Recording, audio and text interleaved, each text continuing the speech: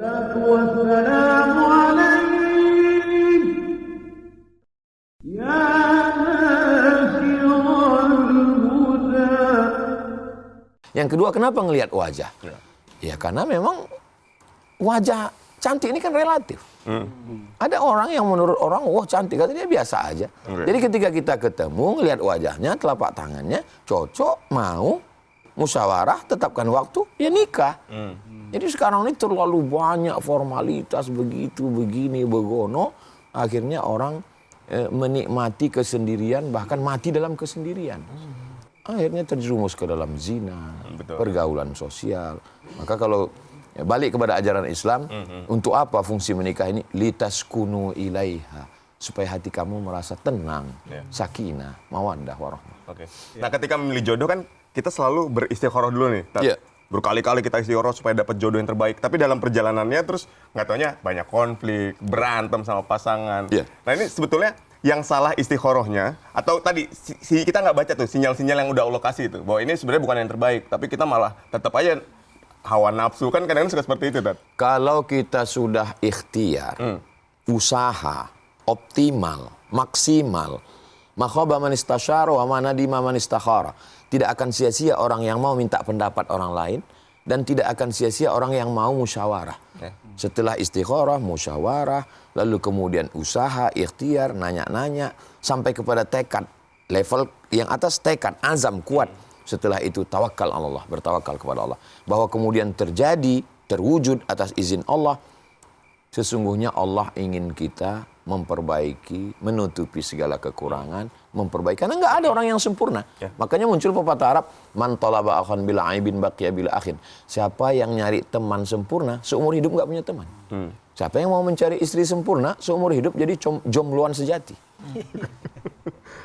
Istri yang menurut suami membosankan, memuakkan, itu adalah istri yang dimunajatkan sang jombloan di jam 2 malam.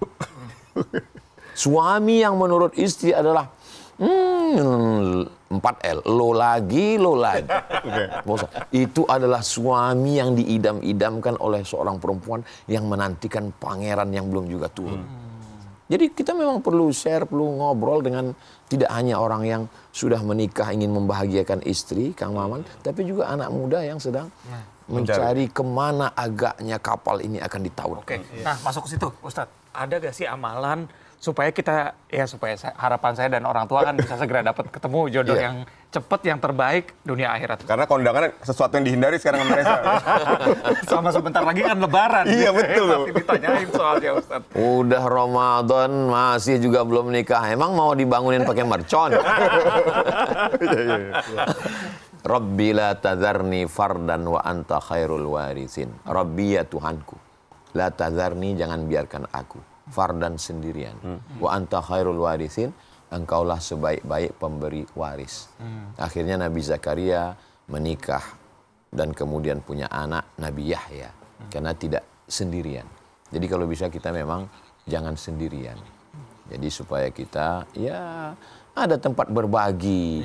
Nonton aja nggak mau sendirian, kok nonton bola sendirian. Apa enaknya nonton bola sendirian? Mesti nobar, nonton bareng bersama. Ada teman cerita. Sebetulnya rumah tangga itu isinya 90% itu cerita. Kang Maman mau memberikan bunga itu kan mau bercerita. Kalau katanya jodoh itu harus sekufu, kata itu, Sat. Apakah memang mutlak atau gimana itu, Sat? Dalam mazhab Syafi'i, mazhab yang kita anut di Asia Tenggara, Indonesia, Malaysia, Brunei, Moro, Filipina Selatan, Thailand Selatan. Ini sebenarnya pakai mazhab Syafi'i, ada yang disebut dengan kufu selevel. Jadi banyak orang yang nggak setuju dengan syarat dalam mazhab Syafi'i selevel, termasuk saya dulu. Apa ini? Manusia ini kan sama, nggak ada beda. Kenapa mesti ada sekufu-sekufu? Sampai akhirnya teman saya, nggak boleh sebut nama, menjaga kode etik jurnalistik, nikah dengan anak orang kaya. Lalu kemudian teman saya yang satu lagi datang ke rumah dia, bertamu. Ya kita karena udah teman akrab biasa kan, jadi waktu duduk-duduk kaki naik ke atas kursi, naik gini kan. Teman saya yang bertamu datang ini naikkan kakinya. Teman yang istrinya orang kaya ini, dia langsung seperti ketakutan dan bilang, turunkan kaki, turunkan Ketakutan. Di situ saya paham, oh ini maksud Imam Syafi'i. Kita sebagai suami kehilangan harga diri karena beda status ekonomi. Memang waktu sebelum nikah iya cinta segala macam. Tapi nikah kan tidak hanya sekedar cinta. Nah, maka kufu ini sebenarnya pengamatan Imam Syafi'i yang sangat halus. Karena dia menetapkan itu berdasarkan pengalaman. Nah itu. Tapi kalau ada orang yang nggak setuju, ya pernikahannya sah-sah aja. Tapi untuk mengantisipasi, karena nanti ada kesenjangan. Cari yang selevel makanya. Nah, jadi kalau bahasa orang kampung kami, carilah yang kira-kira kalau kita kasih garam, dia terasa asinnya. Oke. Jangan menikahi air laut. Kita kasih garam dikit, dia udah. Nggak usah kasih garam, udah asin banget gitu ya. Yang menurut kita ini gaji kita sebesar-besarnya, bagi dia ini hanya jajan dia waktu pagi aja. Gitu. Ya, itu sesak napas kita. Nah, itu kan kadang ada yang suka bilang, temani saya dari nol gitu, Ustaz. Iya. Gimana tuh? Itu biasanya dia kerja di pom bensin. Di Pertamina. Mulai dari nol. Tapi Ustadz kan ada yang bilang, nggak apa-apa kok beda, nggak satu kufu demi memperbaiki keturunan. Masa kita miskin terus, Ustadz? Sebetulnya kesiapan, Kang Maman. Ya. Kesiapan. Itu yang dimaksud sekufu. Iya, sekufu tidak hanya masalah ekonomi, Kang Maman. Termasuk juga beda, misalnya calon istrinya orang Rusia. Putih mata, biru rambut, pirang kulit, putih tinggi. Kemudian ketika di meja makan, lagi ngobrol-ngobrol, dia dengan keluarga dia, kita mungkin baru ini udah down duluan kita. Yang menjadi masalah waktu lahir anak. Ya kalau anaknya putih, kalau anak hitam, kita terus yang kena kan? Ya. Lihat anak hitam, ini kayaknya ke bapaknya nih katanya. Pesek pula, 2 kali kita kena. Ya, itu. Jadi sebenarnya kesiapan. Kalau kita siap dengan segala konsekuensi, ya bismillah, nggak masalah. Dia tidak terkait dengan sah atau tidak sah. Ini satu yang Boleh. karena saya mengalami. Tapi justru saya jadi bisa sekufu karena ada peran mertua yang justru membesarkan hati kami. Nah kalau saya nanti pun anak saya seperti itu misalnya, sejauh mana peran mertua untuk supaya nggak usah minder. Kami ikhlas kok anak kami menikah dengan kamu walaupun beda kufu. Iya. Maka saya ketika ada seorang sahabat mau menikahkan anak perempuannya, maka saya katakan yakinkan istrimu dan yakinkan anak perempuanmu bahwa laki-laki calon mantumu ini bukan orang rendah. Nah, itu dia. Mungkin dia secara ekonomi kurang, tapi dia punya kecerdasan, dia punya keilmuan. Maka kenapa saya minta yakinkan 2 orang ini? Karena 2 perempuan ini kalau berhasil meyakinkan istri dan anak, jangan sampai kalah. Maka insya Allah saya tidak mau ada orang yang teraniaya. Nah, jadi jangan menatap musuh dengan mata yang rabun. Dengan penuh kesadaran, kesiapan. Life is take risk. Siap menerima segala resiko.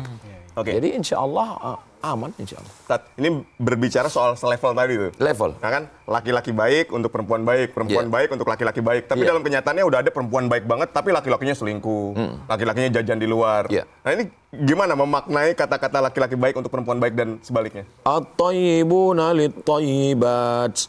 Tayyib laki-laki yang baik untuk tayyibat perempuan yang baik. Tayyib artinya baik, bukan nggak pulang-pulang.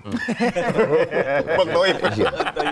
Orang yang baik balik. Lalu kemudian ketika dia habis baca ayat itu, dia baca terjemahnya, orang baik untuk orang baik. Terus dia lihat, si Anu baik, suaminya nggak sholat. Iya, kan banyak kayak gitu. Selingkuh. Berarti ayat ini nggak benar. Itulah jangan baca ayat, baca terjemah, pahami sendiri, nyasar sendiri. Kronologis ayat ini, ketika sahabat Nabi hijrah dari kota Makkah ke Madinah, ini kan orang baik, mau menikahi PSK. Ada perempuan, karena nikah dengan perempuan ini murah. Maka turunlah ayat ini. At-thayyibun, kamu kan orang baik. Lit-thayyibat, carilah perempuan yang baik. Jangan nikahi dia, karena dia tidak baik. Carilah perempuan yang solihah, nggak mesti kaya. Sebenarnya kronologis ayat itu begitu. Bukan mengatakan kamu baik, dapat jodoh yang baik. Kalau nggak baik berarti ayatnya salah. Pemahaman kita yang salah. Kita berusaha untuk mendapatkan orang yang baik sesuai dengan ikhtiar kemampuan kita. Nahnu nakumu biz zawahir. Kita hanya ngelihat zahirnya. Batinnya siapa yang tahu?